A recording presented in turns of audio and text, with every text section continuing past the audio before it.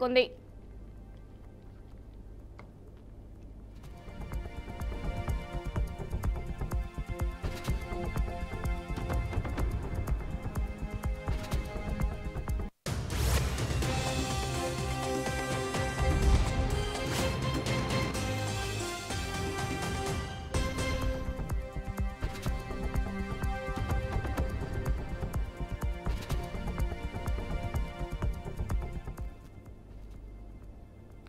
పహల్గామ్ ఉగ్రదాడి తర్వాత భద్రతా బలగాలు జమ్మూ కాశ్మీర్ జల్లెడ పడుతున్నాయి.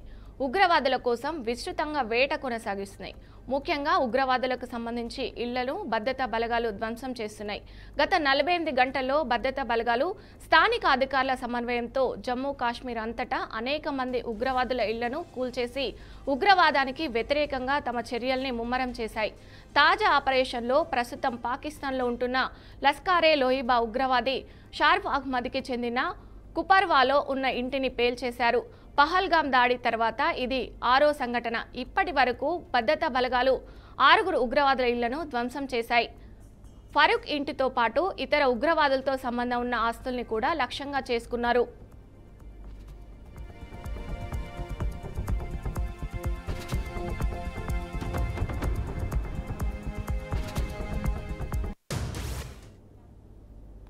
పహల్గామ్ దాడి తర్వాత భారత్ తీసుకుంటున్న కఠిన చర్యలతో పాక్ నిరాశకు గురవుతుంది. ఈ క్రమంలోనే పదే పదే కవ్వింపు చర్యలకు పాల్పడుతుంది. వరుసగా 2 రోజుల పాటు కాల్పుల విరమణ ఉల్లంఘించింది. ఏప్రిల్ 25, 26 అర్ధరాత్రి నియంత్రణ లేఖ వెంబడి పాక్ కాల్పులకు తెగబడినట్టు భారత ఆర్మీ అధికారులు తెలిపారు. తేలికపాటి ఆయుధాలతో కాల్పులు జరపగా ఇండియన్ సైన్యం సైతం పాక్ను ధీటుగా బదులిచ్చిందని, ఎటువంటి ప్రాణ నష్టం జరగలేదని, సైనికులెవరికి గాయాలు కాలేదని పేర్కొన్నారు. అంతకుముందు కూడా పాక్ పలు ప్రాంతాల్లో కాల్పులు జరిపింది. పాకిస్తాన్ చేసే ఏ చర్యనైనా తిప్పికొట్టడానికి భారత సైన్యం పూర్తిగా అప్రమత్తంగా సిద్ధంగా ఉందని వెల్లడించారు.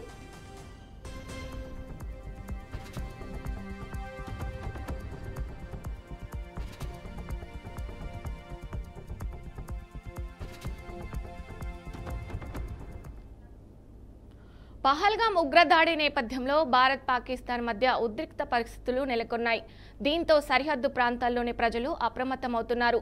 అనుకోని పరిస్థితులు ఎదురైతే తమను తాము రక్షించుకునేందుకు బంకర్లకు వెళ్లేలా ఏర్పాట్లు చేసుకుంటున్నారు. శత్రుమూకల నుంచి రక్షణగా ప్రభుత్వం కొన్నేళ్లుగా బంకర్లను ఏర్పాటు చేస్తూ వస్తుంది. ప్రస్తుత ఉద్రిక్త వాతావరణంలో తాము నివసిస్తున్నామని, పంటలను కోసి సురక్షిత ప్రాంతాలకు వెళ్లనున్నట్లు నివాసులు తెలిపారు. గతంలో ఇక్కడ కాల్పులను విరమించింది అని భద్రతా దళాల నుండి హెచ్చరికలు వస్తుండేవి.